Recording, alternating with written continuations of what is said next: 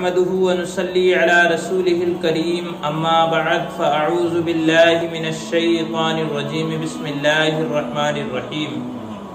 سامعین حضرات، آج ہم گفتگو کریں گے حضرت خواجہ حسن بصری رحمۃ اللہ علیہ کی نماز کے بارے میں، اور آپ کی نماز کے اندر کیا کیفیت ہوتی تھی۔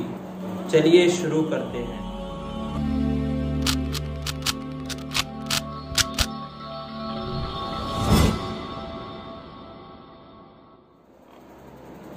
حضرت خواجہ حسن بصری رحمۃ اللہ علیہ اسلامی علوم اور اعمال کے لحاظ سے غیر معمولی امتیاز اور شہرت رکھتے ہیں۔ ان کے والد غلام تھے، لیکن وہ اپنے علم و عمل کے باعث آزاد لوگوں کے امام اور پیشوا بن گئے۔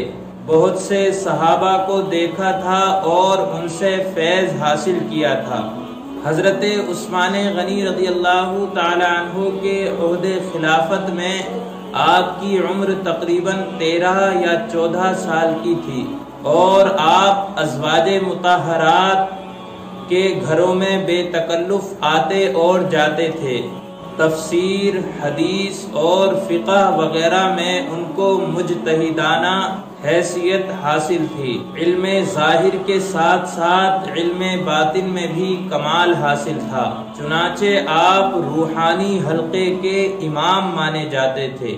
خوف خدا کا ہر وقت آپ پر غلبہ رہتا تھا، چنانچہ یونس بن عبیدہ کہتے ہیں کہ جب آپ آتے تو معلوم ہوتا کہ اپنے کسی عزیز کو دفن کر کے آ رہے ہیں، جب آپ بیٹھتے تو ایسے معلوم ہوتا کہ آپ قیدی ہیں اور آپ کی گردن مارنے کا حکم ہو چکا ہو، اور جب دوزخ کا ذکر کرتے تو ایسا معلوم ہوتا کہ جیسے دوزخ انہی کے لیے بنائی گئی ہو۔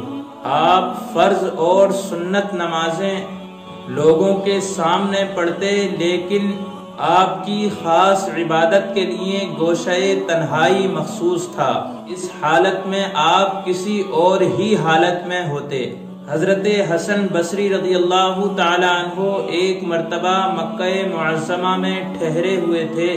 امام شعبی نے آپ کے ایک ملنے والے سے، جس کا نام جمیلہ تھا، حضرت حسن بصری رحمۃ اللہ علیہ سے اکیلے میں ملنے کی خواہش ظاہر کی۔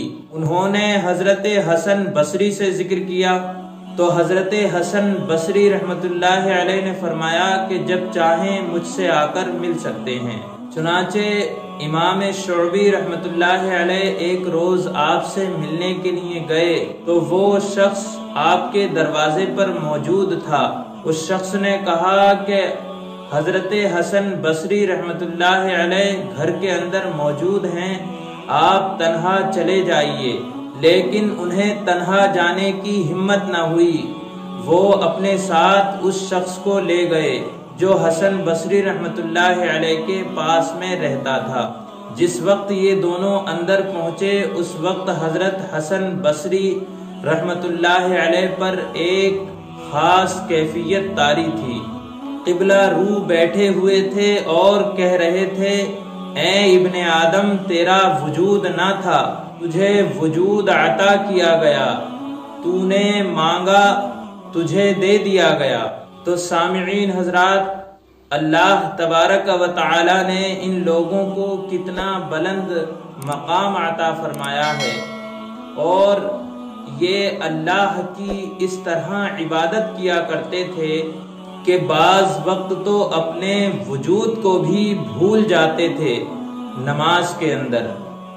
اللہ تبارک و تعالی سے دعا ہے پروردگار عالم ہمیں بھی نماز پنجگانہ کی توفیق عطا فرمائے، آمین۔ السلام علیکم ورحمۃ اللہ وبرکاتہ۔